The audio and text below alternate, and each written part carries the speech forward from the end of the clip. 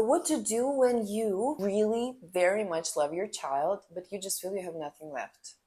This video is for parents who are not bad. This is for parents who are exhausted. There are parents, very good parents, loving parents, who sometimes just don't want to go home.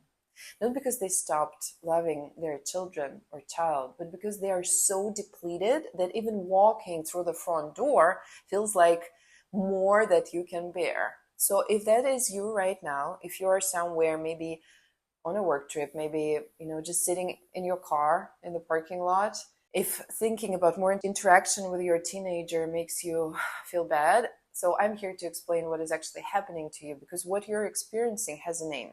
It has been studied across 42 countries, even maybe more at this point of time. It is parental burnout. What is parental burnout? So I want to tell you about a group of researchers, psychologists, Isabel Roskam and Moira Mikolajczyk, at University of Leuven in Belgium. They built what's called the International Consortium on Parental Burnout. So they brought together researchers from over 40 countries, including the United States, to study what happens when the demands of parenting consistently exceed the resources that parent has available. I have actually personally participated in this research.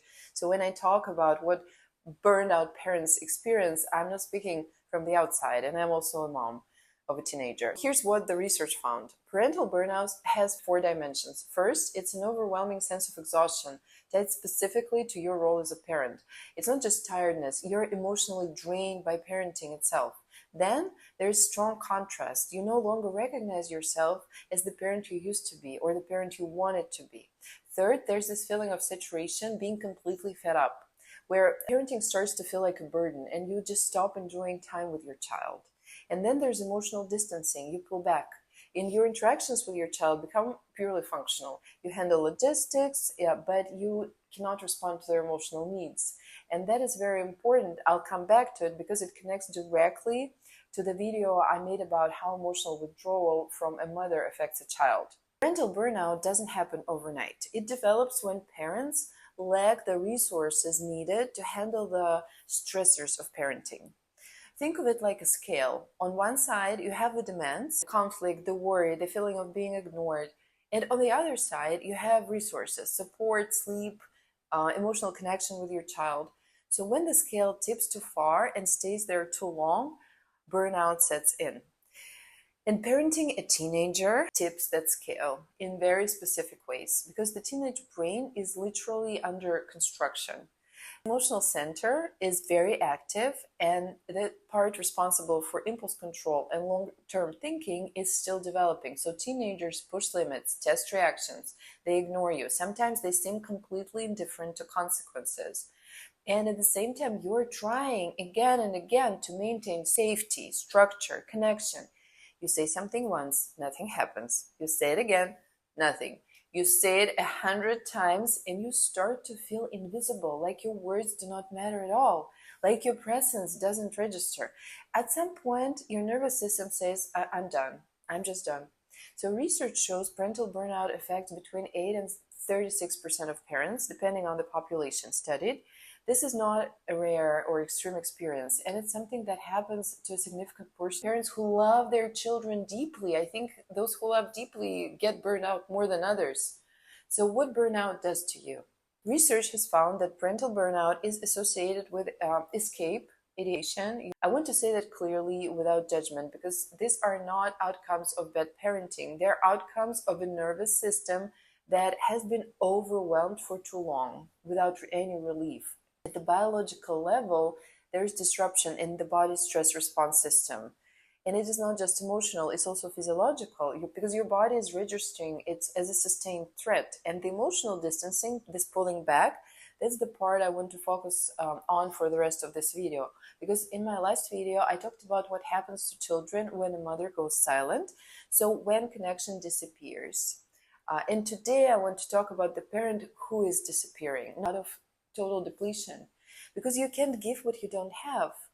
And there are ways to stay present without destroying yourself. We can learn that. When parents are in burnout, most of them feel like there are only 2 options. Option 1, push through, keep showing up, keep reacting, and keep depleting yourself. And option two, shut down, disconnect, go numb. And that damages the relationship. So neither of this is sustainable. There's a third option. It's called regulated connection. You're staying emotionally present, but you're protecting the nervous system while you do it. Let me give you some practical ways that you can try and see if it will work for you. So, strategy number one, stop over explaining. When parents feel unheard, the instinct is to say more. Longer explanations, more reasoning, more attempts to make the teenager understand. But the research on adolescent brain tells us that long explanations are often exactly what causes teenagers to tune out, because their brain literally just stops processing. And so here's a reframe. Your words are a resource. You need to spend them carefully, wisely. A short, calm statement lands more effectively than a 10-minute conversation, which leaves you both exhausted. You say, we've already talked about this. This is what I expect. This isn't up for debate right now. And then you stop. But because repeating yourself past a certain point doesn't change anything except your own energy levels. It depletes you. Then, two, don't take bait on provocative humor.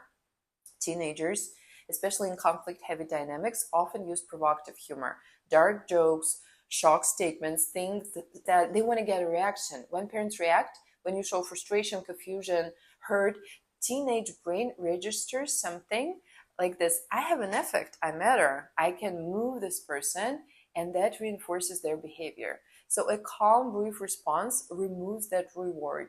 You say, that doesn't work for me. Then move on. No lecture, no visible escalation. This is not the same as silence, because silence, as we talked about in the last video, carries its own weight. This is a present, regulated response. It says that I'm here, I heard you, and I'm not going to be destabilized by it. Then three, regulated pauses versus emotional boycotts. This might be the most important distinction that I can think of, because there's a difference between emotional abandonment and regulated pause. Abandonment sounds like, I'm done with you, I'm done. A regulated pause sounds like, I am too depleted to have this conversation right now. We'll talk when I can actually show up for it. So first one damages the attachment. Another one models something valuable, that we can recognize our own limits and we can communicate them without punishing our child. You're allowed to step away when you're overwhelmed. And that is not bad parenting. That is emotion regulation, which is exactly what we want our teenagers to learn. Then what you actually need, not just what your teenager needs. The research on parental burnout is very clear on one thing.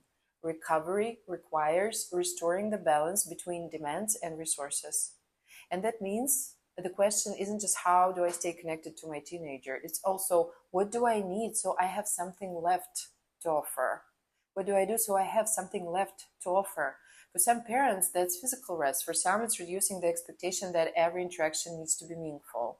For some, it's finding like one other adult in their life who actually asks how they are doing. The research identifies that treatment options for parental burnout exist and that addressing it matters for outcomes for both parents and children. And I have a video on burnout, so I think it has some ideas that I personally use and they work for me and my clients, so you can try to use them as well. Just remember, you're not a bad parent. You're very, very tired. And if you're exhausted, you are not alone. There are many parents right now with you. You know, I remember there was one technique kind of that I developed when my son was very, very young, when I had no sleep, when I was very tired. I imagine that there are many women all over the world from different cultures, in different countries, like one maybe in New York, another one in Moscow, another one somewhere, I don't know, in Australia, another one in Africa. And they are all tired and they're all depleted and they are all in love with their children. They all love their children so much. And at the same time, they're so tired of all those sleepless nights. And they are all feeding their children at the same time that I am doing it. And that, feeling gave me energy. I just felt that I'm not alone. And this is very true. So there are many, many mothers right now around the world in different countries who have teens and who feel absolutely the same what you are feeling right now. And just think about it. You're not alone. And you can cope with it. It will be a few more years, and then brain develops. They will act differently. And some of the things that they're doing right now, they'll remember and they'll feel maybe even remorse or regret or maybe even guilt. So we can wait. We're patient. Life is long.